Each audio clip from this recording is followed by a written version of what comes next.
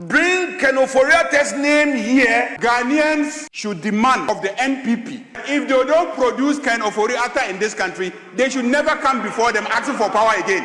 And reaching a Mugusa NPP for said, more preset 2028 more ban, more by a day, or muni vision, or muni botaya de Magana. Yen some phone you know kwaba ebiom emma jumadi so NPP. Wamu muniya kutu kumni na se Honorable Kennedy Akompeko agyapong as support His Excellency John Dramani Mahama and NDC abainti o wama se wamu bo fupa aba quick one yeba borum na information a efi ho eba enoda nche okopiem ewo parliamentary road minister adinkomo bi afa akwan hodo a ekoso ewo oman Ghana ma quick one yeba konso na afi no ye dinkomo as to say former finance minister Ken Ofori-Atta Ghana anase otoso na watena US no information ni nyina e wo ha sei ena nanam so ama chesentokwa bi asi parliament na busua esewani esesemme ena me kacho majority leader dinkomo achem se ayisa NPP for amfa Ken Ofori-Atta ama me piem wo man Ghana na wa ma me face prosecution Ghana for to aba ma NPP biem eno chi ena Afenyo maki enso tisi akire ba quick one Yeni kanko na yentie majority leader Semnem Rani Koba Bushansem Chipa. Mr. Speaker, I believe that Ghanaians should demand of the NPP that if they don't produce Ken Ofori-Atta in this country, they should never come before them asking for power again. Ghanaians must demand of the NPP because you presented him to this parliament as your nominee for a finance minister, and we approved him as a nominee for finance minister and gave him our economy to manage, and he mismanaged it and ran away. And you want to go back to Ghanaians and ask Ghanaians to give you power again so that you will bring another Ken Ofori-Atta to mismanage the economy and run to Europe. That's what you want to do. And Ghanaians must be asking MPP not to even appear before them to ask for power unless they have brought Ken Ofori-Atta back to this country. That's what I think should happen. Okay, Commander. Yeah, Roger. And then some no doson, but I said no. Okay. Majority leader were dinkomo. Sure. A former finance minister. Okay. Ken Ofori-Atta. But then and some majority leader two dano. Okay. And someone who will appear on my Ghana mua.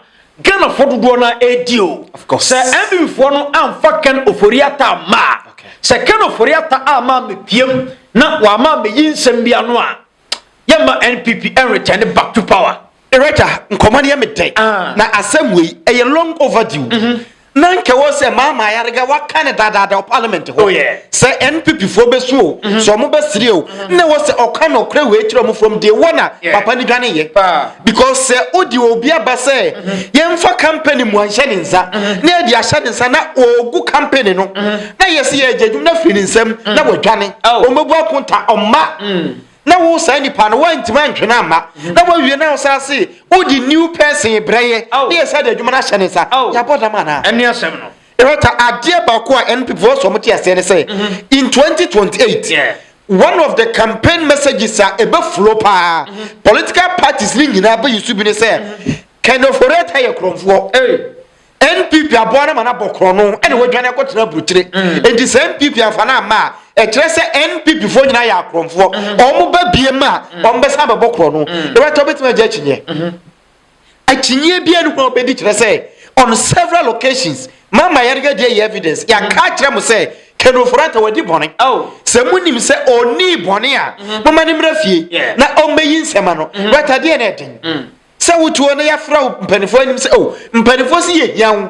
uni bone ade na wudwane eni asem no erata se wadi bone de a ebe ye wudin se ebe fra ofie na ukofie na obiso se Ken Ofori-Atta nsami efa oni abato be Ken Ofori-Atta na edi ni bone ade nti na mfa abato ho 2016 ye to aba ma hwan Joma Akufo-Addo mo ye wie ye no finance ministry no sikasem nya ko sha hwan sa eko she Ken Ofori-Atta nsa enti aba ye to ya ye nto abapa no ene ye de o mani sikasem ko she kromfo nsa ene wo bokro no na wadwane enti next abato ye beto biem no ye hia nyansa se say ye to aba ye beto nyansa ba se de be ye a kronfon sa me finance minister enu nti ye ka kire MPP fo say so mo pese enya adwen foforo wo mo ho se omo so krono boso omo ye party a omo dwene oman ne ho krono ye omo tan de a enie omo fa kenofurata mra so omo tibi de kenofurata ba because ogu party nani mu ase oba bedru na ye hwehwe ni nsemu na onye bone a obi ani hweka oba because Celerion Liberia recently almost finance minister odi akonya ni wie na ja omo free so no e no call US e no omo say omre fie na obeyi nsema no ono atwa plenty kit ba fie okojina court yi nsema na ye wie na say onye bone he's working free but ye die Ghana ni a wo ye dehye wa save awie brana ye misa wo say na wotutu sika sem na wa dwane kwa kosiki greener pastures ewo baabi afina kenofurata okwa akoso aniema wo US ana okope pagatam ana sabi okwa akodware amanfo me question no ontimi nya adwuma biem wasomo man ni yiem no kurem entiade na wo metena fie na yenso abaso ba wo se de bo wo no na ye de abo ana because osom ye no wanyi salary enti wanyi salary se nyankopo ya adom na obebu akonta ni nyina ama ye pepepa ye hwe adwuma so a waya ebro so a ye begina no so ama wa ward but se wa amade a eni ye nyina ye titum se kenofurata oye kronfo na NPP force so krono so enti no mabo na adwane o dwane no ye to abani we December no wa antwa ma president ma ametena konya no so ena Cecilia maami ye friend say Cecilia dapa. No, there is another woman be ana oye chief of staff no. Fremo pare. Ena fremo pare mom e ma ne kwan as chief of staff. Ena ofri Ghana ekoye. Nti e kire se NPP for nyina ne plan ye se ye wie sika na wie Ghana ne ko. What I agree with minister. Yeah. Quick one. You heard this video emra. Afenyo ma kenso dinkomo when nyina chi no. Afenyo ma kenso tiase.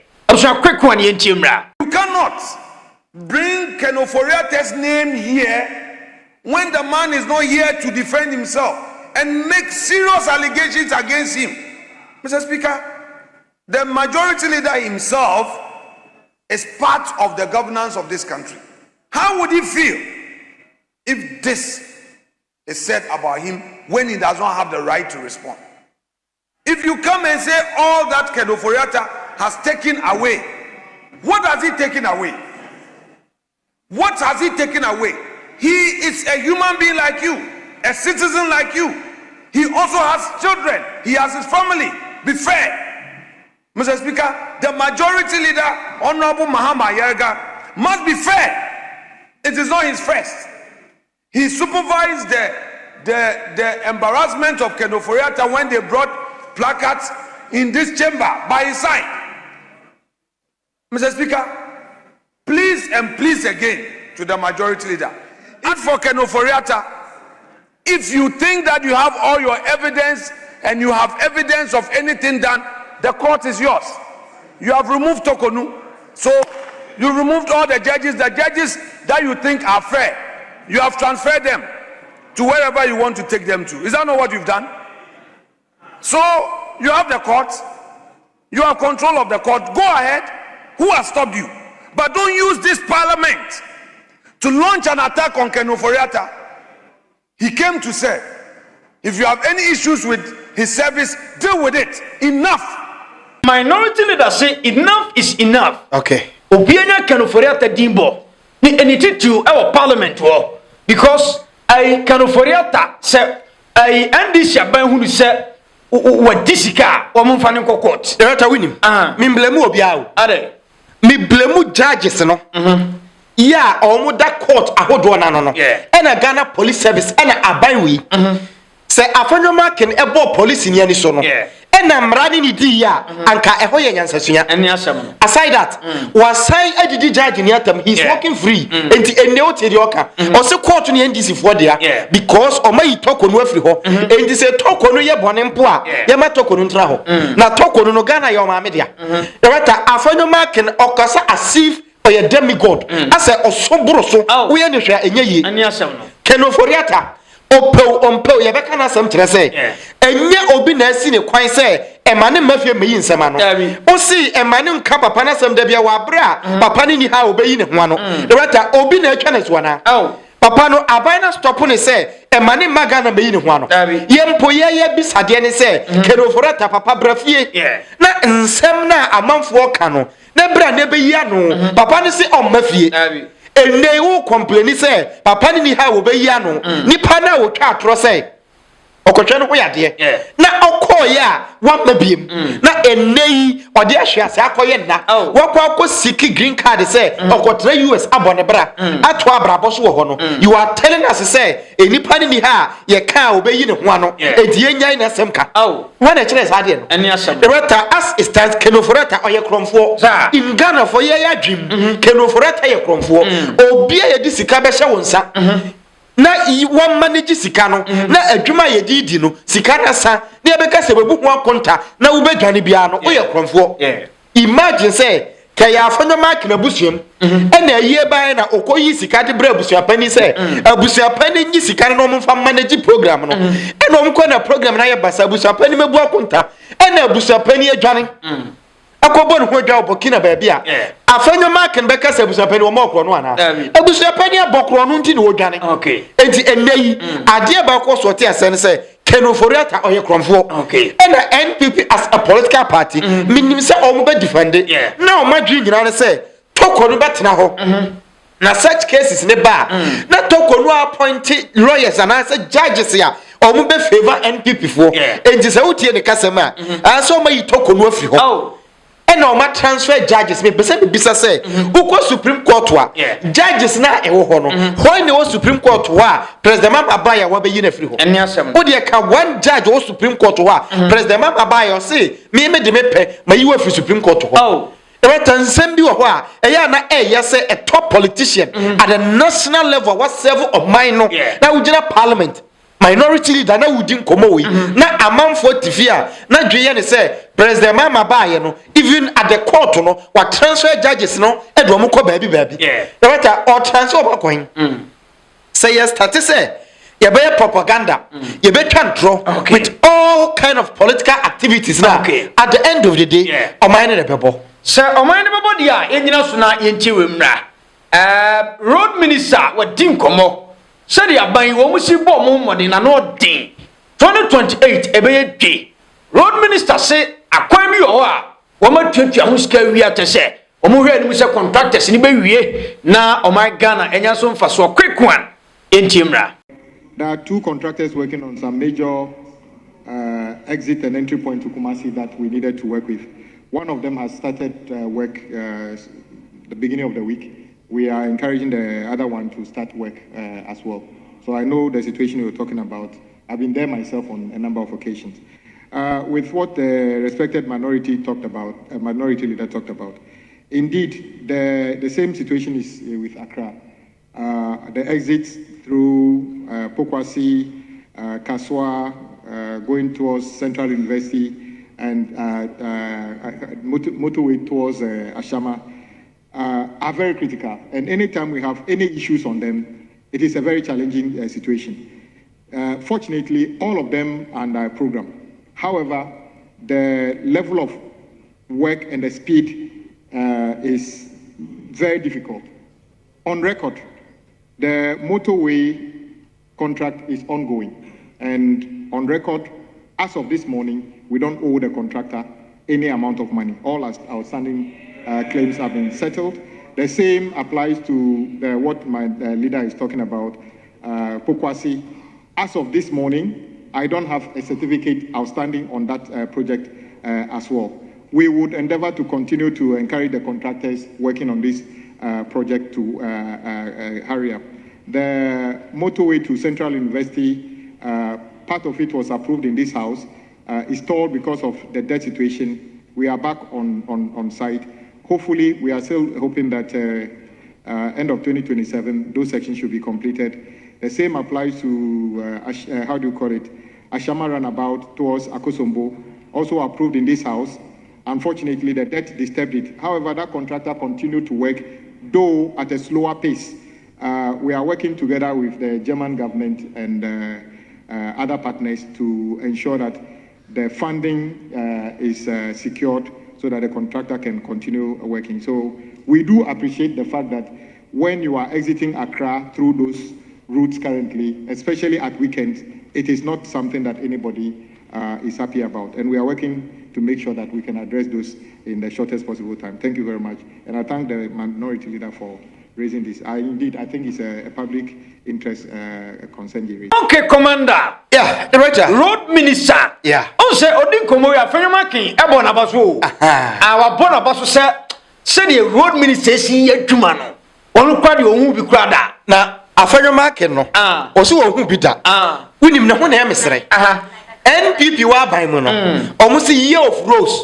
Yantin komo we say road minister ba parliament osi aha kwan na yaduru ha. Aha yaduru ye twa sika. Yeah. The Abetias and another Virginia Parliament or so, there is some 10,000 kilometers of roads. Minority vote will say a quine way or say, oh, many. Mumia money to what the Parliament now be when you're going 10,000 kilometers of roads. And nay, Afena, what yes, say, there is a working government. Yeah. Say, Minister, near Duma, Sikania Minister, the bottom Sika. And say, there is a working government collectively. Omunina ye juma ding and omo pompi sika ediko road sector. And to say ye ding komo say abmammo bi e koya. Eme NPP form for ma junin sisu say because ye kasa omo beka opposition ache enunti ye kasa nya enunti. Ye pe omasem omo ye Ghana fo nyina ye nuafo. But at the end of the day say kroni be ye no, it is the most important thing. Eneyi no omo complaining. Obviously, I buy na mema road contracts be brave. Agenda 111 nakaho. I agree. Hospitals ne very important. Don't say anything. But as someone say ya kwa nyina say ya. Obi kura yare na ambulance kwa fana ambulance no kura timi be top time. Ambulance ne sa be kuni pano. It at the end of the day, your road network is very important. But idea ba kwa me so impressed. Your minister na or in charge no. But our first man World Cup. Seka every single person or a buying office the onye government appointee mpo na oye aban adwumani se salary worker no the writer say ompo ebe ye adwuma say the road minister adwuma ya kagana be change just in 4 years it was a washa ada parliamentary duty ni ho onam kwan so na all 12 various roles no na all the contractors won komo ofri ho parliamentary duties ho oba parliamentary duties no oba update parliament ba bi edru ofri ho no wako finance minister ho no wako request sika ne ba ye na sika ne ko but this is how it should be untwe mane meka 1 year to election na for wako system fidie by election ko ba bia adwoso by election na NPP for us one fidie akogu adwoso ade ye be ye adwoso kwan na wo betimi de na wotwe baako ye adwoso kwan awie director ade say na wo say ye say onya opportunity from day one fan say we a lifetime opportunity for wa ho di nyina guso na yiro ho ye adwuma say nyame ya adom na after 4 years eso abapa wo betimi asa to so biem wo ka wa say bi wo say wo benya sika no 1 cedi every day o purchase say obedi 10 Ghana cedis one day pe na sika no emma biem but eno ane na mu Afenyo makin waiting ye say Ken Ofori-Atta mrafi say Ken Ofori-Atta bebu akonta say the obo road minister abaso no sika ni bia kama ye beje ye ji a road minister the sika ne be ye Afenyo makin krom kwanyina nti Afenyo makin be sa abona abaso bia maka ho ni krom fo complain say o mu krom kwanya say but very important ye mo aban abaso ye nyina ye monitor road sector no quick one yanko tiemra ayiwa free ye oye NPP ni ose onabo Kennedy ase ade no menim so akogiska odwoma ma o se contract wo so onabo Kennedy ne contract na don for ne contractor no ade na ase aye political ise Kennedy ase oya ye NDC ni ni nyina ne se wako blast NPP after se omuko Afari military hospital kokoye propaganda na yentie so de atudwamra. I was the chairman of the health committee. I led the health committee with the Minister of Health, the Minister of Interior, and the contractors, the contractor and the subcontractors. We went to the site 2023. When we went, they were working. The information they gave us was that they could hand over the phase 1. But then they needed $6 million to complete the phase 2. So I remember after the post-visit meeting with the minister, we concluded, but the minister would also have to open a negotiation pathway with the contractor because it looks like there were contention on the $6 million. And that renegotiation took them probably about 6 months or so that the $6 million, they mutually agreed was supposed to be $3 million.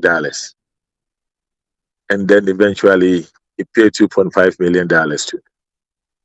Before then, in 2018 through to 2023, the Ministry of Defense had paid $19.3 million to the contractor.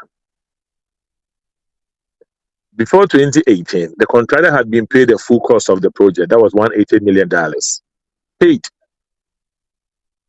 So it is disingenuous on the part of a former member of Parliament who was the chairman of the Defense and Interior Committee, who had not written to the defense minister.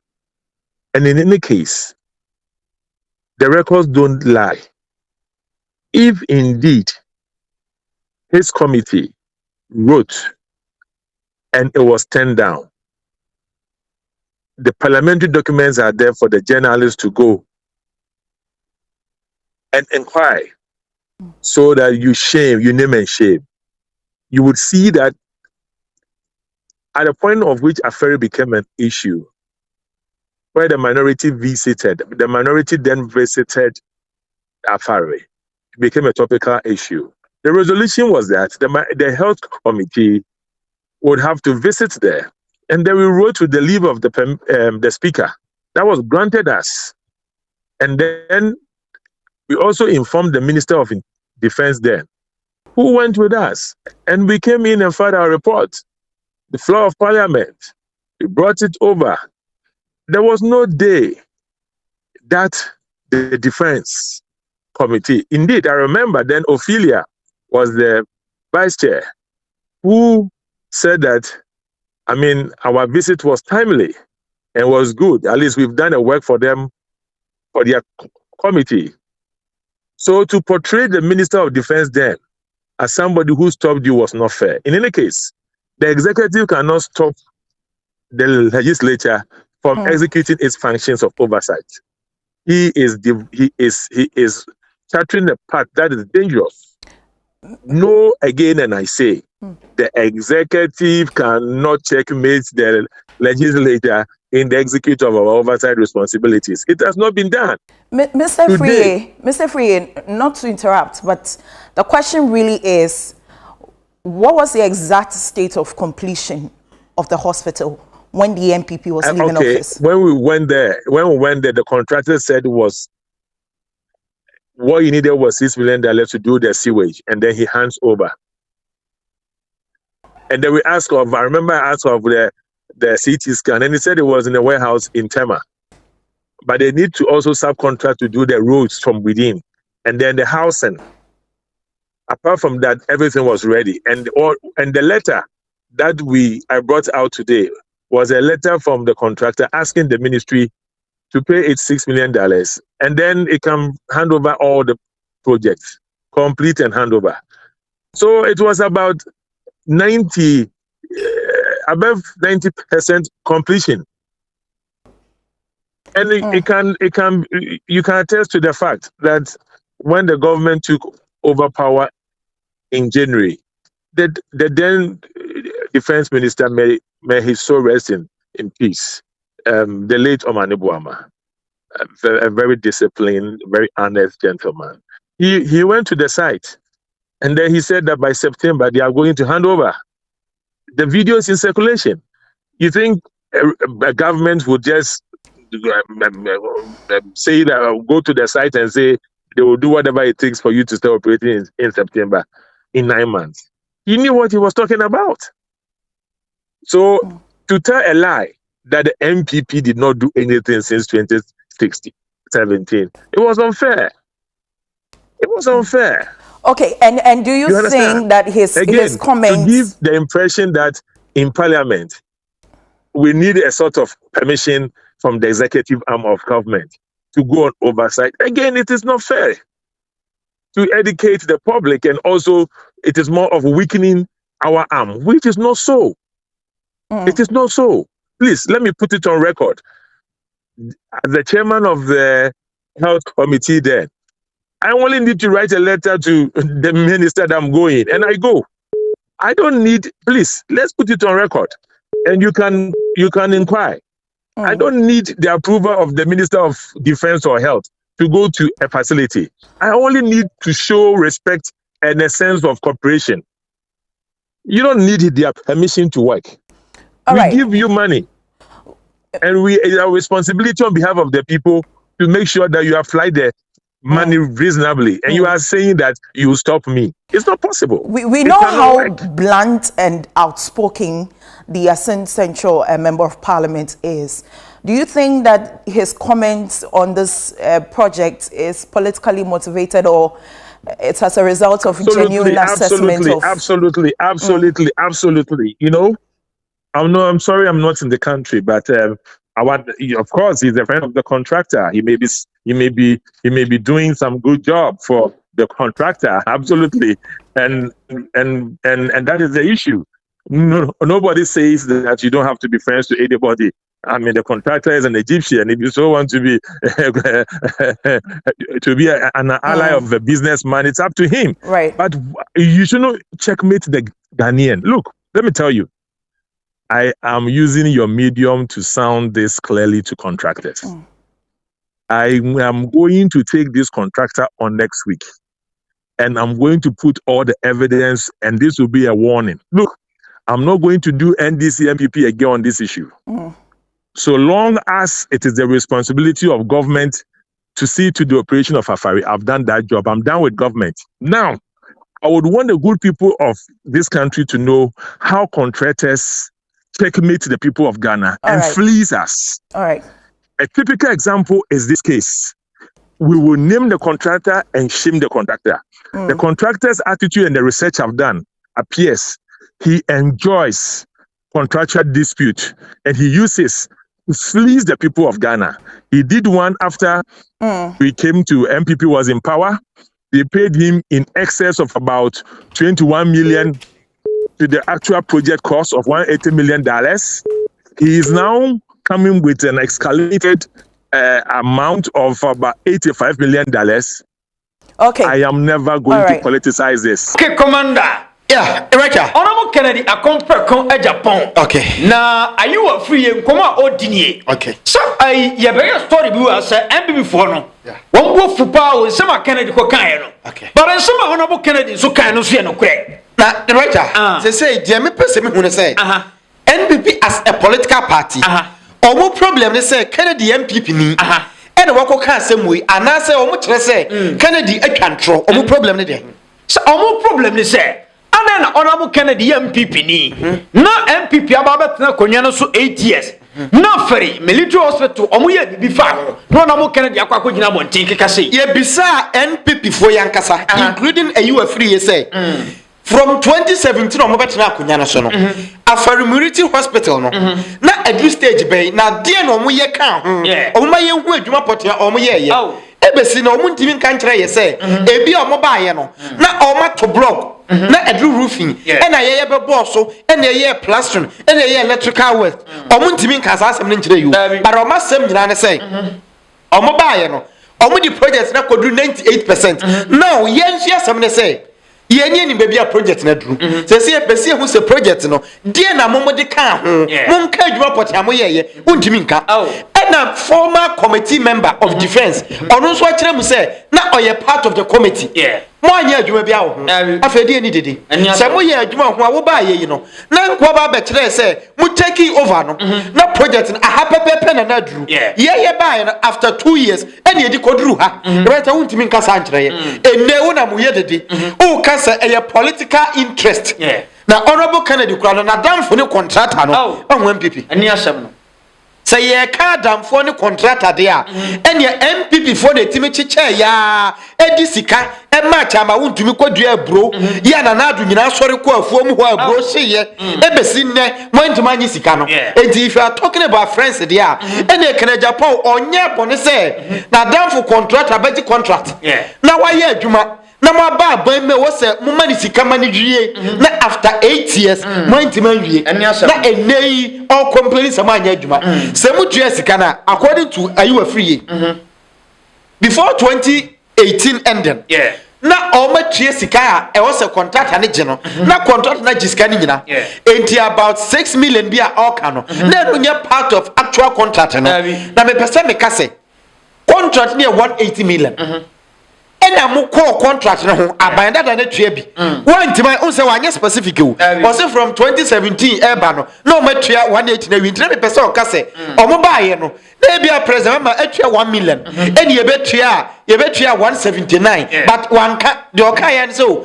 after 2017 ekono na ye tue sika na ban ye tue sika ni na dada enti aban tue aye na we be take over from 2017 mujina ma besi 2024 point man shedi pan amana wie no na ma adwen e musan se ayiwa free ye fia otim eno odema contractor eno watwe sika nyina de ma no ena 8 years contractor na anye project na obekina tum same for contractor ni jisika no na in 6 months onye project na obechi contractor no atum but now you are telling us say mu ye MPP for mu ye special human being enti obi antimi nka masem Kennedy aka MPP asem enti oye witini yensi na bo onka no kre we know say within MPP party the only person who can kre eye Kennedy Japan me metima aka say me wo niema 1 or 2 about papa no yeah eye bad side ya mempe because me so me bad side ya amamfo nso mpe obi a on the bad side but you cannot take anything away from him. He's the best in NPP. Matthias here. Dentia NPP for to aba Kennedy Japan on winning. Sembeni na op NPP on tenem dem manim contest biem or contest 100 over losing 100. Oh yeah. Because NPP there no omo yet is a box and or near round hole enti udi shema enshem. Oh yeah. NPP probia utwantro se ade na pro a yenkasa eye mono enkanzo. Yeah.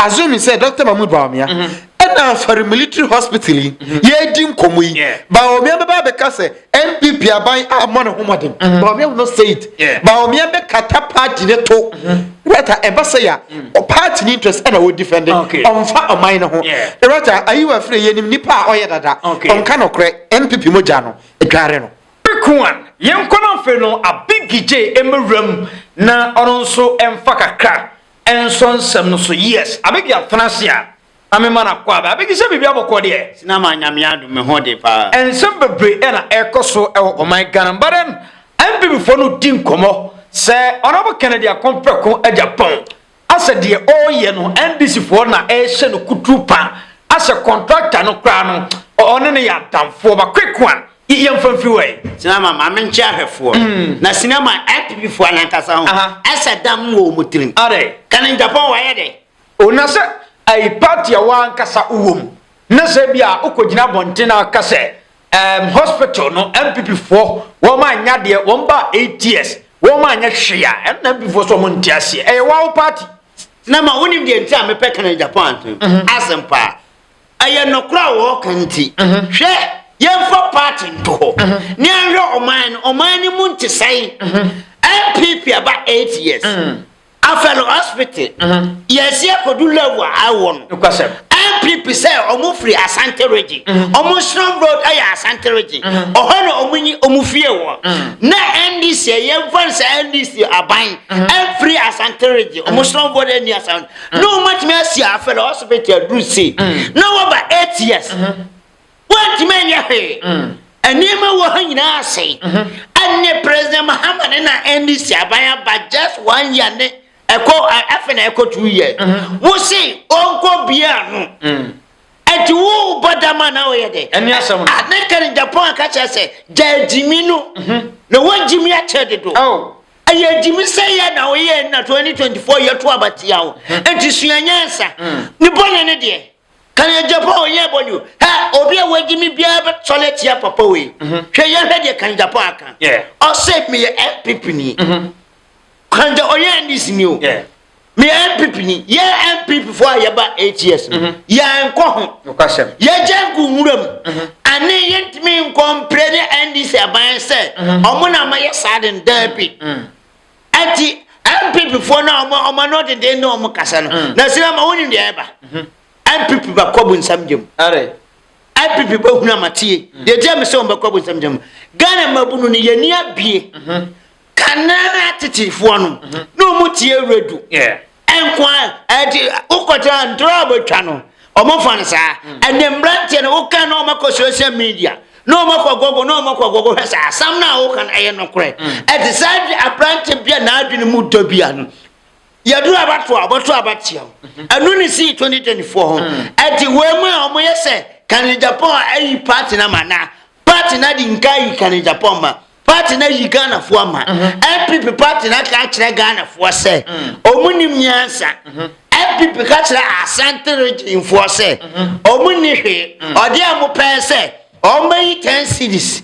No mudi t-shirt wasono ka ho no mudi ama Asante region for and Asante region for omo hia mputo ho omo hia hospital bia ho and ade hia say MPP stronghold the Asante region omba 8 years na omo sole ko ati ane kan Japan say there bi me nyanya atwom me he Ghana first na me ame kan ye no me nyanya atwom me fa sa 7 kwhye NDC aban NDC aban ye bone bia ade na me me de kwhye NDC aban eti ye MPP fo no empanifo no amudi ye dem shares no oman botam eti nye kan Japan wo so o se kan Japan de se o NDC na ai o NDC ayede na ayede ade o NDC wo twantro NDC fo kan okre enti MPP fo ya akronfo omo ya atrofo se se de wo se we MPP ni bia wo so twantro kwasem wo usade ni white now person man ya tuntum abaye yi dabi mu hwe kan Japan video 2023 22 o se MPP fo from Ghana sika se omo papa japade MPP fo no sinama de aba MPP pass omo amoye leader say obudi omo ni aim omo ni vision omo ni botaya de magana anunti na mebusa MPP fo say mo preset 2028 mo ban mo baye day mo baye day anunti ni ase kan Japan science we en kareba tna MPP ma ase dia kasol ko NDC peko sanya adwe akoma pawe ya wo magana se wo se wonko ba bia so ene the best ni wo hono so le ko ho no kura fo ho no kura edimu babu se me bato no kura manton MPP fo na ton no kura no ade agi sika omu mpa no kura no se ye wo sole wo Ghana ha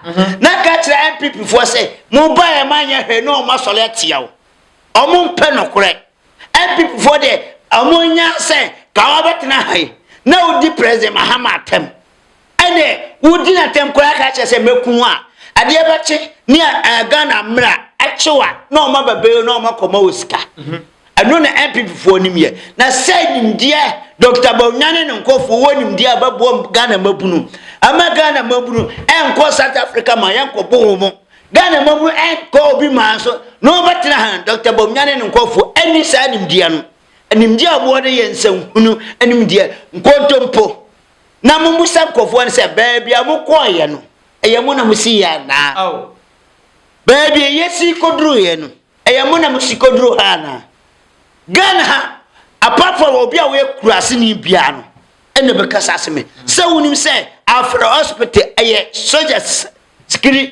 for there. Yes, start to say yes, a soldier for you now. Ebo Hoban. MPP are solely quiet. Momo press NDC for quiet. I said the same as soldier for the Pamomo. Omoga says Omomo Mure. I didn't know Drumuso, I must say, I NDC for the man soldier for more Koromokra NDC for. And the MPP Nankasa, a bedroom maybe, or say a whistle, or Mundim Yansa, Yansu saw Muso Gan. Okay, Tina sanity. Now, majority leaders what in Como.